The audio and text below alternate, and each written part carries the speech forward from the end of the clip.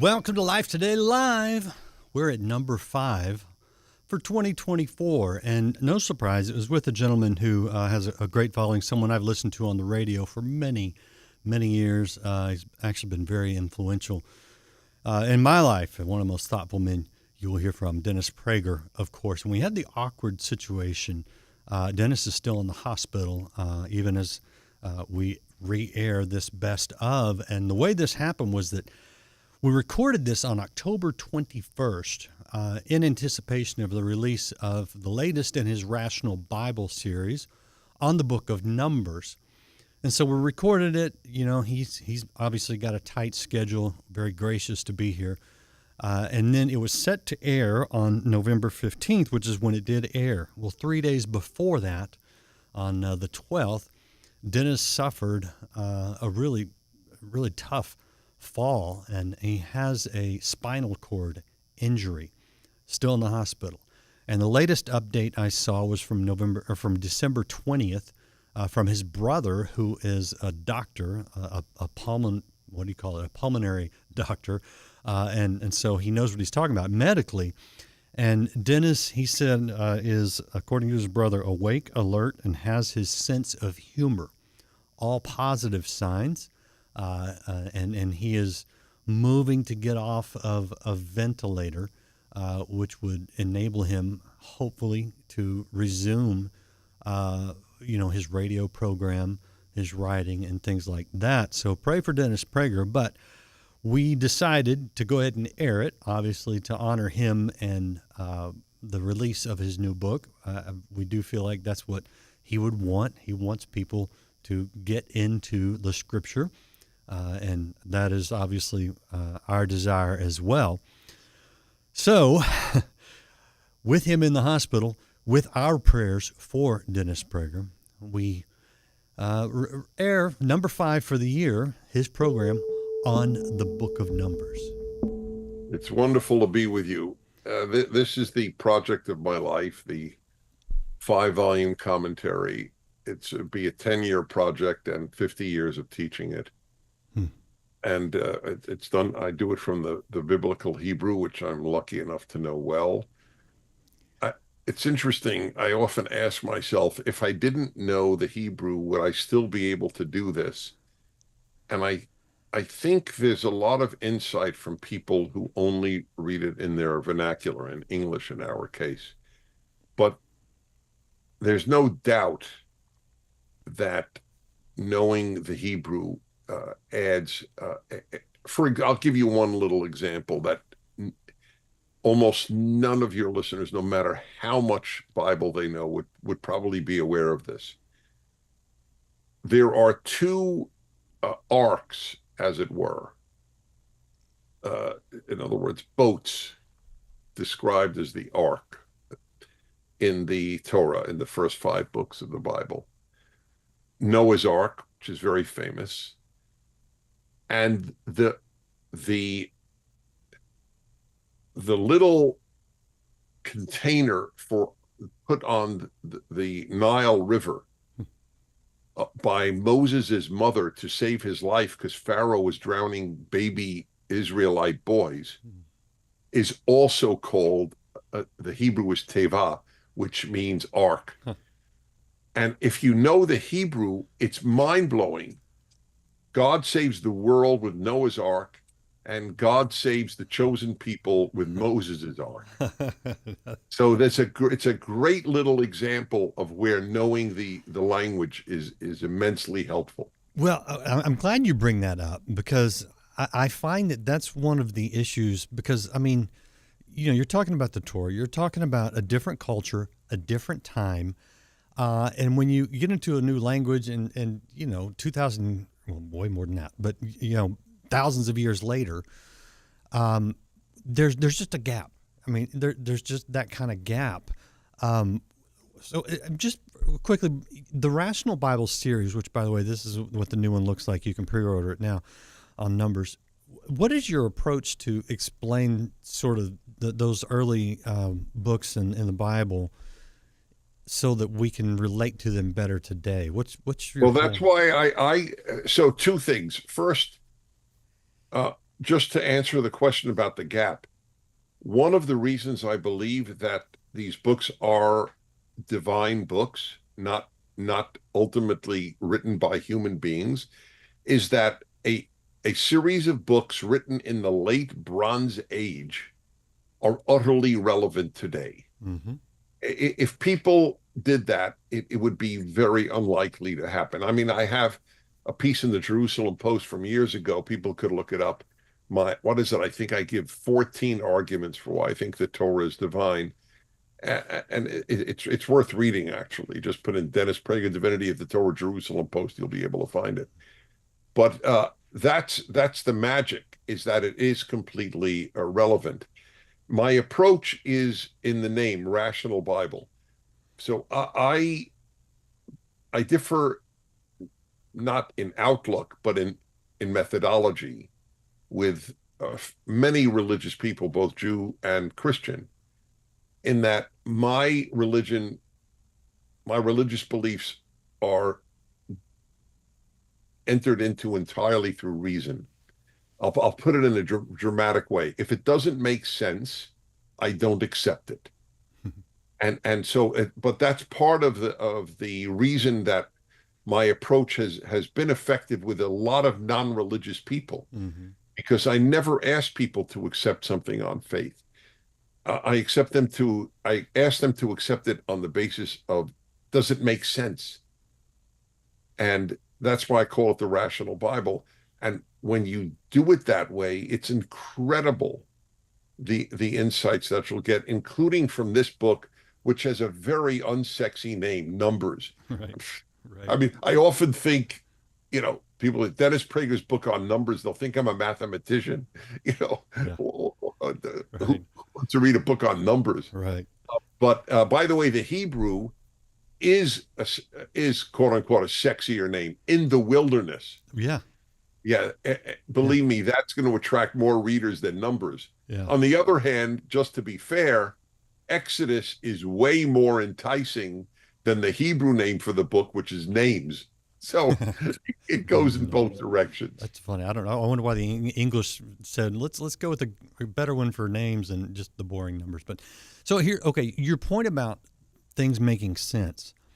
That is actually one of the sticking points. I don't know for Jews, but definitely for Christians, when they're reading through the Torah and the book of Numbers, they're going, some of these things don't make sense. And Numbers, starts out, fleshing out some of the laws, the old covenant laws. Is there not anything in there that you struggle with as to whether it's rational or not? Yes, that's a great question. And yes, the answer is yes. And I always acknowledge that that's the case. So this one will blow your mind. The numbers given, talk about numbers, the numbers given of Israelites in the desert, in the wilderness, that was the single greatest irrational thing I was asked to accept uh, in a literal reading of the Torah. And it there couldn't it just it made no sense that there were millions of people trekking through the desert when it says, and Moses spoke to the children of Israel. He spoke to 2 million people. I mean, before radio. Right, right. So uh, it so what I wrote in the original volumes was, I have no answer to that problem. I Okay, wrote it. okay. Then in writing Deuteronomy, I came across an explanation. And of course, I incorporated it in Deuteronomy, but it's not present in Exodus. And it was by a scholar, it's a Christian scholar, as it happens. And uh, it in a nutshell, it is this: numbers in the ancient world did not reflect what numbers mean to us today. If you say, there were 617 people at the speech, there were 617 people at the speech. That's the way numbers are precise. Yeah. Numbers in the Bible are meant to convey ideas much more than numbers. I'll give an example. unless you believe it's a coincidence that everything is 40, clearly 40 doesn't mean the number after 39. 40 days of the flood, Mhm. 40 days and nights that Moses is on Sinai, Right. 40 years that the Jews are in the desert. Give me a break. Is it just a coincidence that everything happened one after 39 or one before 41? No. 40 meant a period of time that God had made important. That's what it meant. And it's what it meant to the reader then. They didn't think, oh, it's the one after 39. So numbers have to be understood in that way. And this scholar showed in a study of numbers in ancient Middle Eastern societies that frequently they were a multiple of 10 of the actual number. And that was done in order to bolster their self-confidence and intimidate enemies. And I have when you do that, when you take the numbers of Israelites in the desert and as 10 times who really was there, it makes perfect sense. So I incorporated that explanation, but I take credit.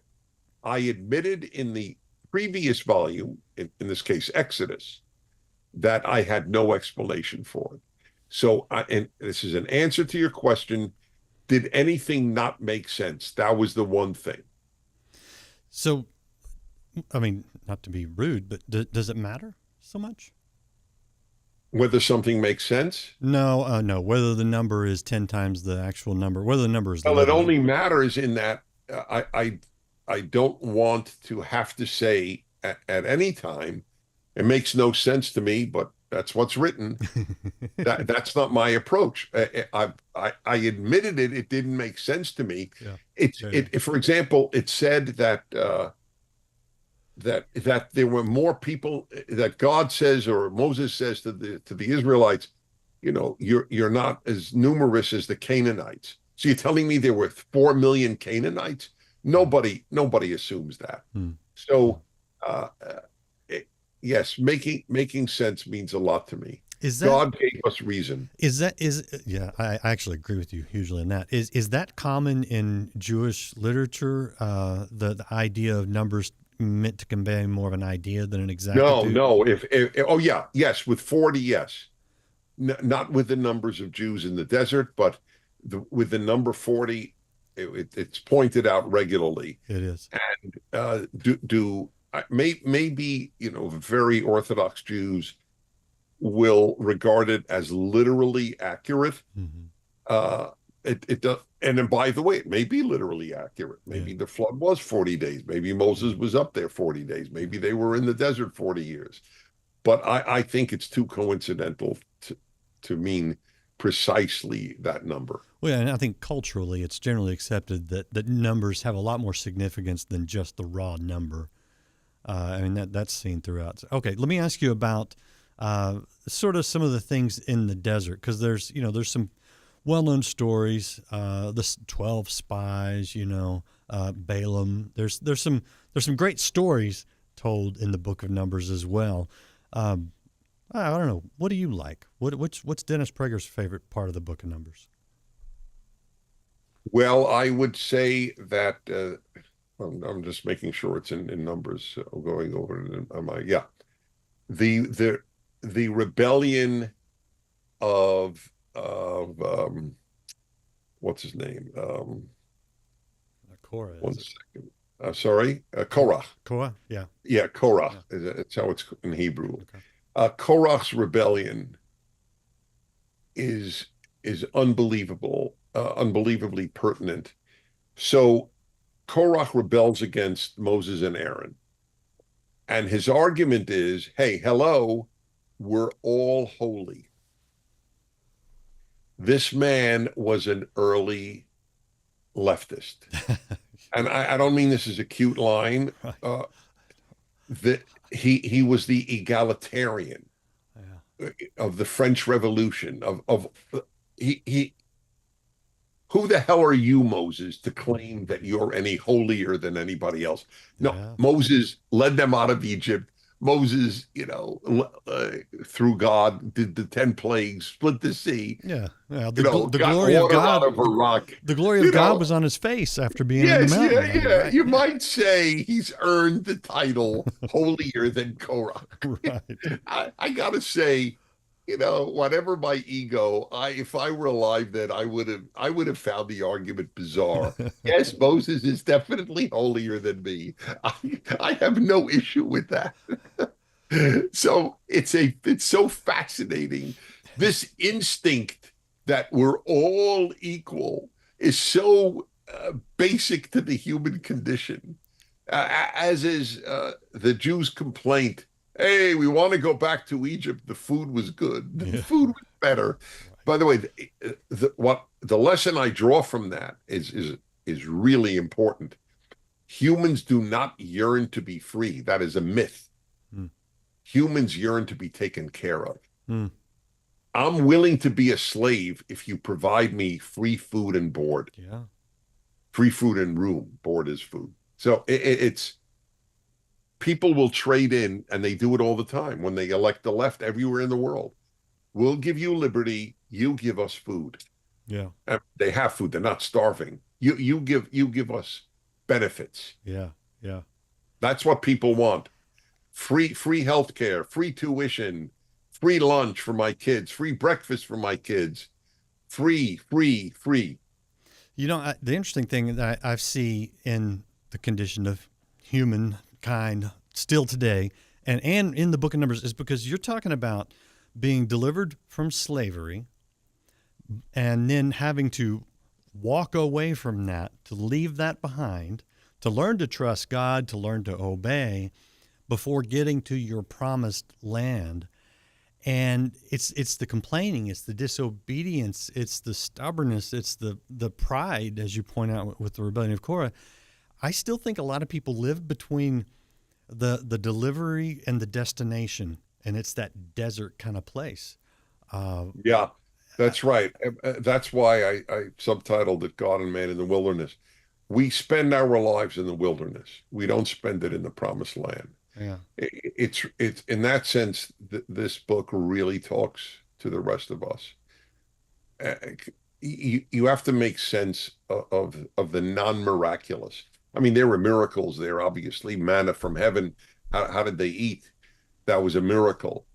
But it's not miracle laden like Exodus was, for example. Mm-hmm.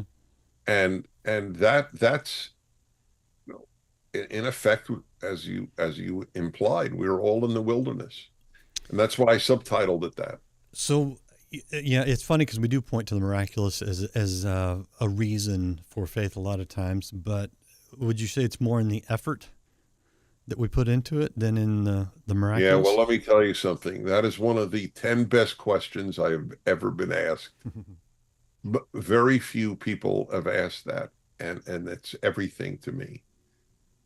And I make it clear in the book. All these miracles, and how long did the Jews' faith last? With all the miracles, they just had 10 plagues and a splitting of the sea. I know. And then they worship a false god at Sinai. Yeah. Golden calf. Excuse me. It is a myth that miracles will keep people faithful. You have to work on faith. At least I do. Let me put it that way. Well, now I think you've got obviously biblical foundation for that. How do you do it? Oh, I know how I do it. I think different people will have different methods. I address that too. For me, the biggest single source of faith is the study of the Torah, the Bible generally, and especially the Torah. I have a saying you'll find of interest. I don't believe in the Torah because I believe in God. I believe in God because I believe in the Torah. It is so extraordinary. It is such a leap beyond everything that preceded it. Just the Genesis 1:1 changed all of history. What? God created nature? God is not in nature? Yeah. That's the first time in history God is not in nature. Right. It's an utter revolution in human thought. study keeps me religious. You'll like this. There's another thing that keeps me religious: the irreligious. What does that mean? Oh, I'll tell you exactly what it means. When I see the idiocies that come out of the secular world, I stay religious. Only secular people say men give birth. Right, right. That's No what I was religious thinking. person says men give birth. Right, right. Did you hear? Did you hear Trump's line about? I don't know if I can say it. Yeah, I can say it. He didn't believe that men could have periods until he met Tim Walz. I don't know. That's a good. Oh line. yeah. That's well, he's a witty guy. Okay, sorry. All right, this is the book. Tim Walz. They in his Minnesota. They put they put tampons in boys' restrooms in high school. Yeah, yeah, it's crazy. So maybe that was a joke that Donald Trump said, but it reflects a reality. Yeah, no, I know. Yeah. Okay, so this is the book. I want to show people again. Get us back on track here. This is Numbers, God and Man in the Wilderness, part of the Rational Bible series by Dennis Prager. Pre-order it now. You'll get it, I think, late next week is when you'll get it. Well, you certainly get it for the holidays, and it's if I'm allowed to say, it's a meaningful gift. I don't mind. Yeah. I've written 10 books. The only books I promote without self-consciousness are the Rational Bible series, because nobody writes a commentary on Deuteronomy to make money. Let's be honest. I'll plug another one of your books. Happiness is a Serious Problem. Right. Much easier to read, but what a great book. That one really got my attention. Anyway, okay, so no, I'm glad it did. It's and everything I write is meant to touch people's lives. Yeah. The Happiness book does. Yeah, and the Happiness Hour on the radio program again. Okay. Thank you. So in the book of Numbers, we see you talk about reason, right? We see the craziness in the world sometimes. At the same time, I don't have issues with doubt that maybe some Christians would say, you're doubting Thomas is the phrase we use. I'm like, hey, look, he's like all of us, right? What role do you see doubt as playing? And I think we should define it. So I might ask you just that. But it's negative when they don't believe the spies. The two spies, Jacob and Caleb, when they said we can go in the promised land. There was doubt, but I don't know. What role do you see of doubt playing in faith, either good or bad? Doubt keep. If we never had any doubts about our faith, then we wouldn't work at keeping our faith. There would, if it comes naturally, if it comes instinctively, and for some people it does. I'm not one of them, but it does for some. I have no doubt. But for most people, in my first book, The 9 Questions People Ask About Judaism, which I wrote 50 years ago, I can't believe I was very young when I wrote it, and I'm very happy that I did. My co-author, I wrote a co-author to that. We cited a rabbi, an Orthodox rabbi, who said God created doubt. I thought that was a brilliant little line. If God wanted us to be absolutely certain, he would have made us. He would have made it absolutely certain. He made it absolutely certain to Moses at the burning bush.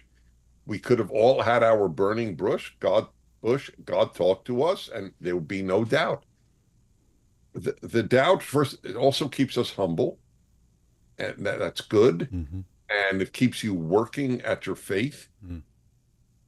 Is it good to ever be absolutely certain about almost anything one does? If you're a pianist, I'm into classical music, so I think in musical terms.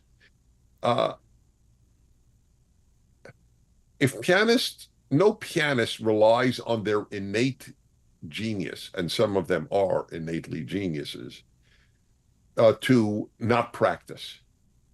They know I have to practice, or with all my talent, I'm not going to be a great pianist. Yeah. It's just a given. Right. We have to practice faith. But if you didn't ever have any doubt, why would you practice? You just rely on the given. Mm-hmm. So it's quite all right to have doubts. Remember, and a lot of Christians, if I always find this fascinating because I speak so much in churches and to Mm-hmm. Christian groups, a lot of Christians who know their Bible forget that Israel means struggle with God. That's that the name of God's people is struggle with God. And that's not my definition. It's in the Bible. Yeah. Yeah. That's what it means. Yeah. Yeah. I think that's fair. And that dovetails into another question I have before I let you go. Because, we hear it on TV and movies and cheesy pop songs about, following your heart and things like that. But you make the case strongly that our conscience is not morally reliable. And I think that's a really important understanding, because if you believe that you can just follow your heart, even follow your reason, I would say, Or you even don't follow need your God. conscience. Well, yeah. So what's your bigger point there? Yeah. Because Well, it's very simple. The worst human beings sleep well at night. Their conscience doesn't keep them awake. We know of no insomnia among Nazi murderers, okay, or communist murderers. They seem to have slept quite well at night. The conscience is largely useless unless the conscience is formed by a value system higher than the conscience. right. But otherwise, the conscience is just another word for how do I feel about myself. Yeah, and we know where that's gotten us. That's right. All right, man. I appreciate your time so much, your talent, your input. Is there anything you want to add before we let you go? Only that I really do believe, as I say to pastors, if you don't get 50 sermons out of any one of my volumes, I'll buy the book back from you. There's more than that in the Book of Numbers. They may have a boring title, but it's more there than is that more there. than 50. Yes. All right. Thank you, sir. I appreciate you so much. Truly an honor to have Dennis Prager on this program. If you want to follow up with his recovery, I would recommend his X account, x.com/Dennis Prager. And of course, the Rational Bible series. If you haven't started with that, start at Genesis and you can get through the Book of Numbers. It'll take you a while because it's a good, deep study on the first few books of the Bible. Our prayers continue for Dennis Prager as we roll into the new year. Tomorrow, number 4, Amanda Jenkins, whose husband Dallas has done a lot of really wonderful things over the years with The Chosen, and we'll give you an update on that as well. There's some exciting things going on there. So come back. We appreciate you guys being here. And, if you're new to Life Today Live, please do subscribe or follow wherever you're watching. And we'll see you again tomorrow, number 4.